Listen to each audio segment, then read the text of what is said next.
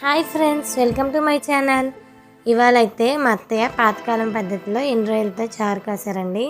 చాలా టేస్టీగా ఉంటుంది. ముందైతే కూరగాయలన్నీ కోసి పెట్టుకొని ఎండ్రాయిలో పెట్టుకున్న తర్వాత చారు దేంట్లో అయితే కాయాలనుకుంటున్నామో దాంట్లో ఉల్లిపాయలు, పచ్చిమిరకాయలు, బెండకాయ ముక్కలు, టమాటాలు, కొత్తిమీర, కరివేపాకు, కొన్ని ఎండ్రాయిలు, వంకాయ ముక్కలు ఇవన్నీ వేసుకొని బాగా కలుపుకోవాలండి. కలుపుకున్న తర్వాత కొద్దిగా ఉప్పు, కొద్దిగా పసుపు, టేస్ట్కి తగినంత కారం, కొద్దిగా ఆయిల్ పోసుకొని బాగా కలుపుకోవాలండి. కలుపుకున్న తర్వాత కొద్దిగా వాటర్ పోసుకొని పొయ్యి మీద పెట్టుకొని బాగా మరిగించుకున్న తర్వాత చింతపండు గుజ్జును కూడా వేసుకొని బాగా మరిగించుకోవాలండి.